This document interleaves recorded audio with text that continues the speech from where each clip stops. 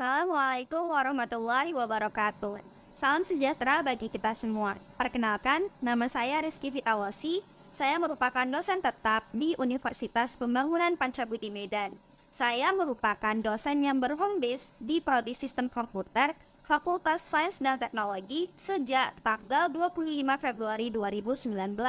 Saya mengajar mata kuliah Bahasa Inggris 2 atau TOEFL yang merupakan mata kuliah dasar umum bagi mahasiswa Prodi Sistem Komputer di semester 2 yang berbobot 2 SKS. Mata kuliah ini adalah mata kuliah Bahasa Inggris lanjutan yang berfokus pada tes kemampuan Bahasa Inggris bagi mahasiswa, atau sering kita sebut dengan Test of English as Foreign Language atau TOEFL. Mahasiswa akan mempelajari bagaimana cara menjawab soal-soal tes TOEFL dalam bentuk ITP atau Institutional Testing Program, di mana tes ini bertujuan untuk menguji kemampuan bahasa Inggris mahasiswa yang nantinya hasil tes dapat digunakan sebagai syarat Inggris kuliah, syarat program pertukaran mahasiswa, syarat program beasiswa, dan lain sebagainya. Manfaat yang diharapkan dari mata kuliah Bahasa Inggris TOEFL ini, untuk capaian konseptualnya, mahasiswa diharapkan memiliki ilmu pengetahuan tentang persiapan menghadapi tes kemampuan bahasa Inggris. Dari aspek soft skill-nya, mahasiswa juga diharapkan mampu mengimplementasikan keterampilan berbicara, mendengar, membaca, dan menulis dalam konteks bahasa Inggris. Kemampuan akhir yang diharapkan dari mahasiswa adalah mahasiswa mampu menjawab tes TOEFL berupa TOEFL prediction atau simulation dengan mencapai skor minimal 450. Final project atau proyek akhir pada mata kuliah ini, mahasiswa harus mengikuti tes persiapan atau simulasi TOEFL tersebut dengan mencapai skor yang telah ditentukan, dan hasil tesnya berupa sertifikat harus diupload ke e-learning Universitas Pembangunan Pancabudi. Dalam mata kuliah ini, ada 14 materi yang akan diajarkan kepada mahasiswa. Lalu ditambah dengan 1 kali asesmen tengah semester dan 1 kali asesmen akhir semester. Materi-materi tersebut adalah What is TOEFL? Choose answers with synonyms and avoid similar sounds. Sentences with one and multiple clauses. Answers main idea correctly. Who, what, where, and negative expressions. Subject or verb agreement, directly and indirectly answered question, contrary meanings and idiomatic language, problems with parallel structure, vocabulary questions, determine the topic and draw conclusion about who, what, when, and where, problems with comparatives and superlatives, determine specific information and purpose, dan yang terakhir adalah review dan diagnostic test. Perkuliahan dilakukan secara tatap muka dan tatap maya, di mana untuk pertemuan tatap maya saya menggunakan platform Zoom. Dan untuk media pengumpulan proyek atau latihan, saya menggunakan Learning Management System atau LMS dari Universitas Pembangunan Pancabudi Medan, yaitu kami sebut dengan LSIS. Sumber pustaka atau referensi yang saya jadikan acuan untuk mengajar mata kuliah ini berasal dari PhD pada tahun 2001 dengan judul Longman Complete Course for the TOEFL Test. Yang kedua, Sharp PJ pada tahun 2007 dengan judul Balanced Practice Exercises for the TOEFL. Dan yang ketiga adalah dari Rogers B pada tahun 2005 dengan judul Peterson's TOEFL Success. Mahasiswa juga diperbolehkan menggunakan pustaka dari mana saja sebagai bahan perbandingan di kelas. Teknik pengajaran yang saya gunakan adalah DIA atau Delivery, Interaction, and Assessment. Pada teknik delivery, saya biasanya menggunakan beberapa metode. Yang pertama, metode ceramah, yaitu saya menyampaikan materi terkait tes TOEFL. Yang kedua, metode diskusi, yaitu saya mengizinkan mahasiswa untuk mendiskusikan materi atau latihan terkait structure and written expression. Lalu selanjutnya metode simulasi, yaitu mahasiswa bersama-sama dengan saya mempraktekkan langsung strategi dalam listening comprehension. Dan yang terakhir yaitu metode drill, di mana saya memberikan latihan kepada mahasiswa untuk mengerjakan soal-soal reading comprehension. Selanjutnya, pada teknik interaction, saya berusaha untuk melakukan interaksi, baik di dalam kelas maupun di luar kelas, dengan mahasiswa. Untuk di dalam kelas, saya menjadi fasilitator bagi mereka dalam menentukan ide atau gagasan. Saat berada di dalam kelas, saya berusaha memberikan respon terbaik kepada mereka ketika mereka mendapatkan kendala terkait perkuliahan. Mereka bisa menghubungi saya melalui media digital seperti email ataupun WhatsApp. Nah, untuk teknik assessment, saya memberikan penilaian berdasarkan ketentuan Universitas Pembangunan Pacabudi Medan yang terdapat pada kontrak perkuliahan yang sudah saya informasikan kepada mahasiswa pada pertemuan pertama. Indikator untuk menilai kemampuan mahasiswa juga dapat dilihat pada RPS yang telah saya susun, agar mahasiswa dapat mengetahui kemampuan apa saja yang harus mereka kuasai pada mata kuliah ini. Untuk mata kuliah Bahasa Inggris TOEFL ini, saya selalu memberikan latihan kepada mahasiswa yang biasanya kami lakukan di akhir perkuliahan. Setelah mempelajari materi, lalu kami lanjutkan dengan mengerjakan latihan berupa soal-soal tes. Saya juga berusaha memberikan feedback atas latihan mahasiswa tersebut. Biasanya kami bersama-sama akan membahas jawaban dari soal-soal yang telah kami kerjakan. Selanjutnya, berikut ini adalah cuplikan video saat saya mengajar mata kuliah Bahasa Inggris TOEFL di dalam kelas. Assalamualaikum warahmatullahi wabarakatuh. Waalaikumsalam warahmatullahi wabarakatuh. Hi, good afternoon everyone. Good afternoon. How are you today?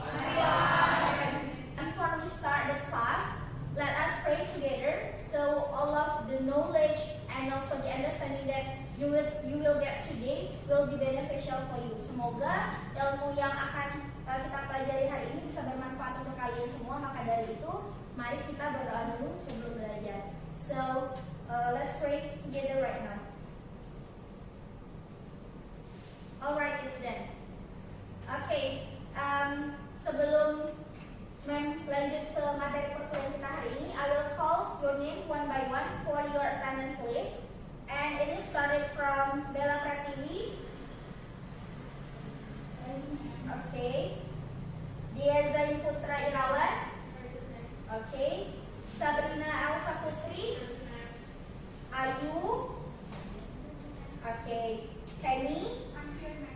Aziz. Let's talk about this. We are going to focus on this topic.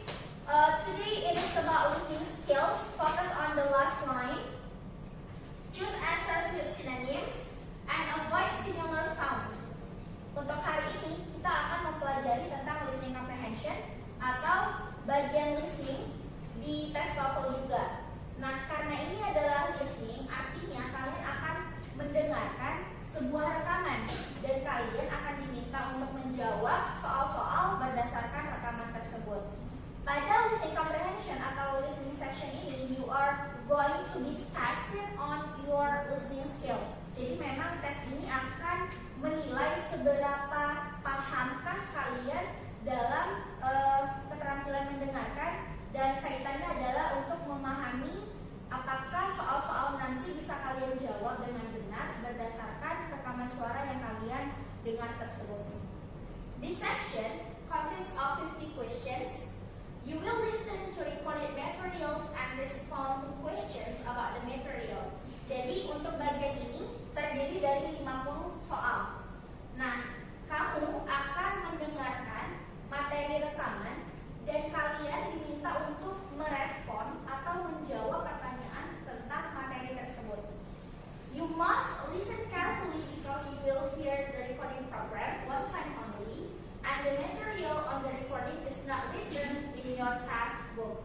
Nah, kita sepakat bahwa ketika kalian tes TOEFL,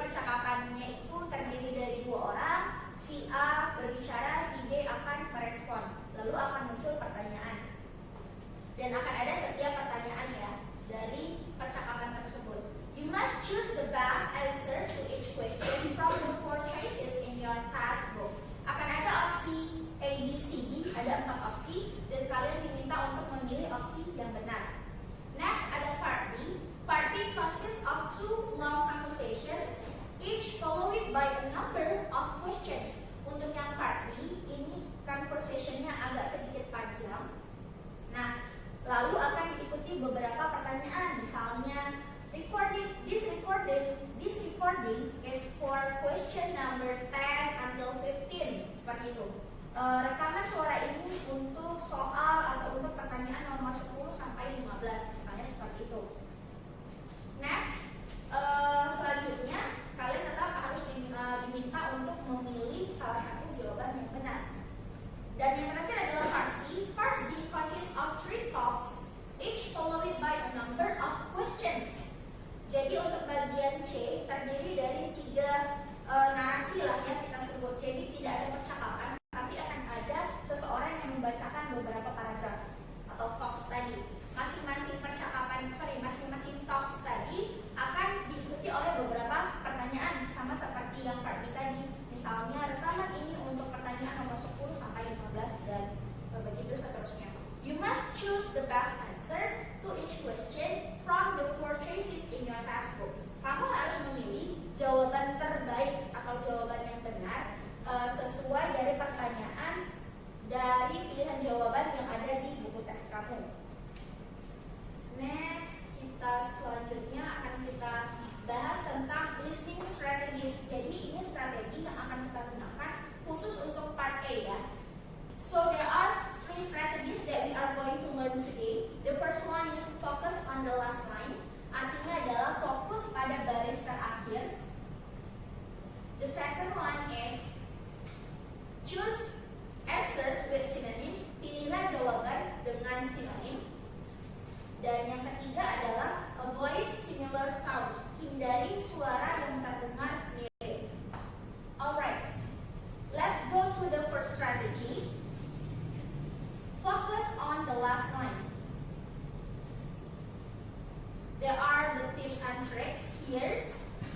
Alright, so for the strategy, in listening part A, you will hear a short conversation involving 2 people. This conversation is followed by a question. Jadi as I told you before, akan ada percakapan 2 orang. Speakersnya atau pembicaranya adalah wanita dan pria. Bakal bergantian, apakah nanti si pria yang menjadi pembicara pertama, wanita pembicara kedua, and vice versa, begitu sebaliknya. Nah, di bagian A ini kamu akan mendengar percakapan singkat, lalu yang akan melibatkan 2 orang. Percakapan ini diikuti oleh 1 pertanyaan. Jadi dia akan muncul 1 rekaman untuk 1 pertanyaan. Selanjutnya pertanyaan lain akan muncul rekaman yang lain. Jadi rekamannya akan berbeda-beda. It is important to understand that the answer to this type of question is most often, but not always, found in the second line of the conversation.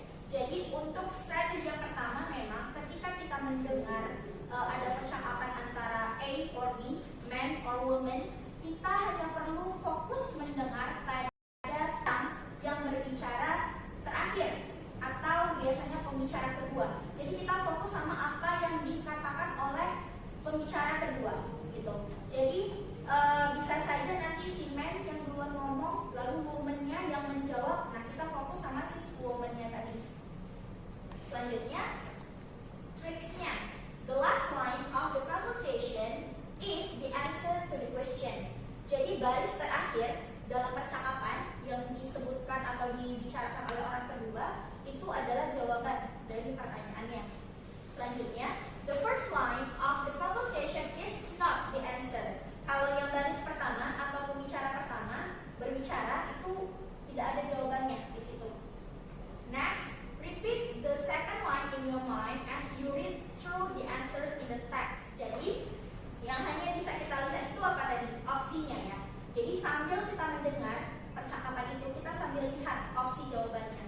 Jadi kita hanya fokus sama pembicara kedua sambil kita lihat opsi jawabannya di textbook kalian. Oke, lanjut dulu ke strategi kedua. Choose answers with synonym. Memilih jawaban dengan sinonim. Alright, so often the correct answer in listening part A is an answer that contains synonyms. Jadi seringnya bahwa jawaban yang benar itu di bagian A itu merupakan jawaban yang terdiri dari sinonim. Jadi jawabannya itu adalah yang ada sinonimnya. What are synonyms, ma'am?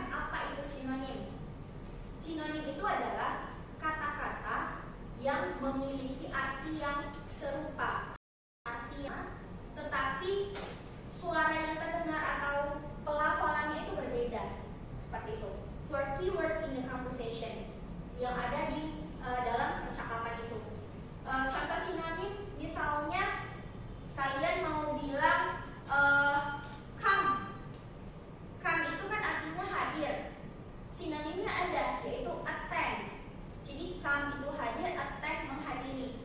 Kedua kata ini merupakan sinonim. Artinya sama, tetapi suaranya atau pelafalannya berbeda.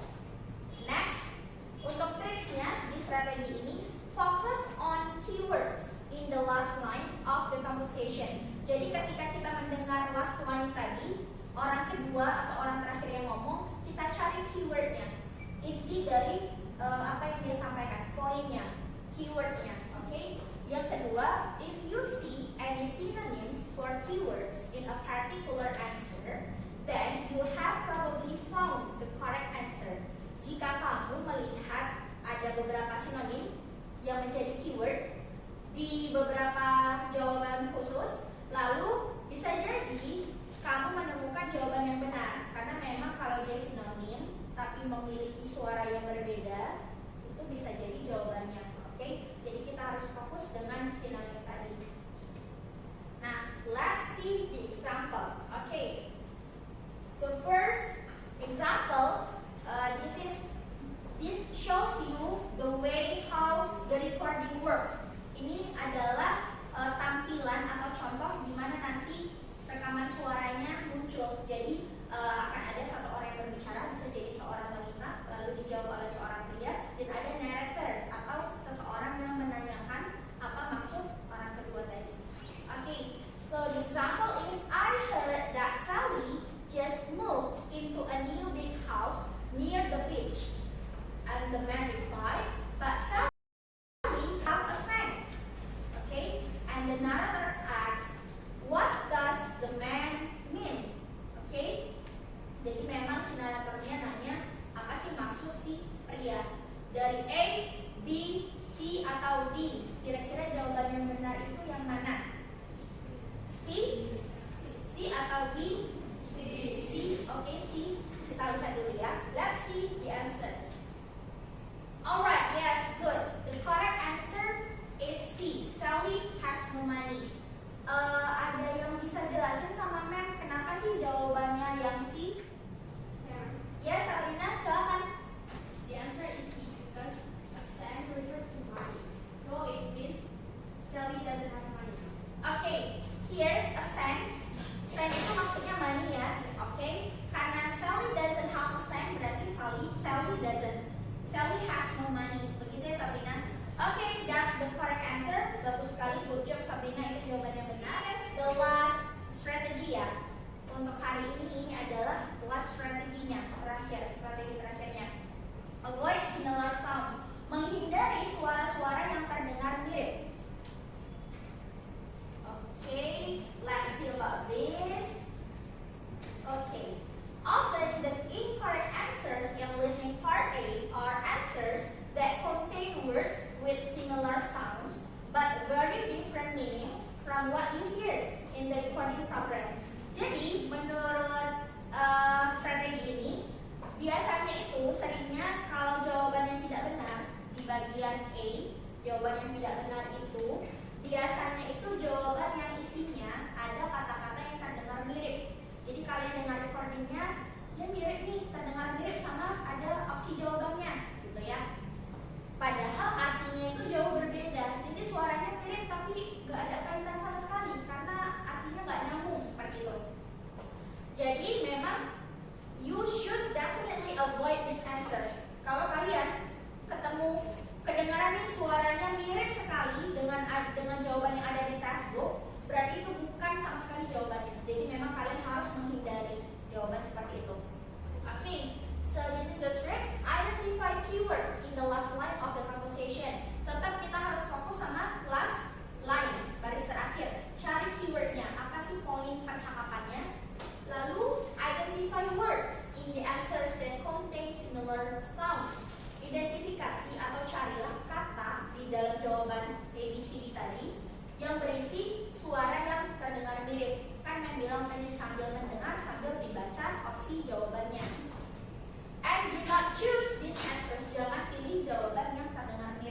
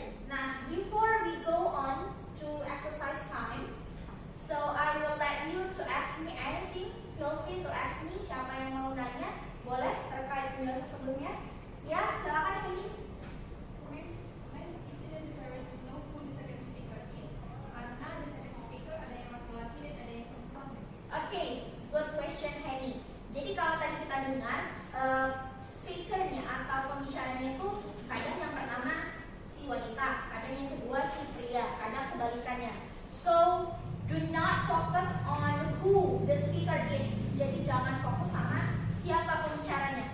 Itu tidak ada hubungannya dengan jawaban kita yang akan kita cari. Jadi hanya fokus dengan orang kedua. Ingat ya, last line, baris terakhir. Baris terakhir itu artinya percakapan atau kalimat yang diucapkan oleh orang kedua di rekaman tersebut. Okay, so next we are going to the exercise time. Alright, so I will show you the options. Okay, this is as your textbook. Jadi ini adalah opsi jawaban yang muncul di buku tes kalian dan kalian akan mendengarkan recordingnya. I just play the recording one time ya. Jadi benar-benar fokus karena hanya sekali dan putar rekamannya. Dan setelah selesai satu nomor akan lanjut ke nomor berikutnya. One recording for one question. Okay, are you ready guys? Okay. Number 4. Have you heard that the department is changing the graduation requirements for our major? Yes, and I just can't believe it. What does the ban mean? Alright everyone, you have just listened to the recording and I'm really sure that you already get the answer. Alright, so for number 1, what is the correct answer? You think? Menurut kalian yang nomor 1 jawabannya benar apa? A, B, C, or D guys? C. C? Oke, kita lihat dulu ya. So, number 1 itu the last line-nya adalah some coffee would be nice. Oke, itu adalah perkataan baris terakhir ya. Tadi si speakernya ngomong. So, the answer is yes, correct. The answer is C guys. Okay, good job guys. Now, the answer is A. Siapa yang benar jawabannya? Okay. Lots of students. Next, for number 3.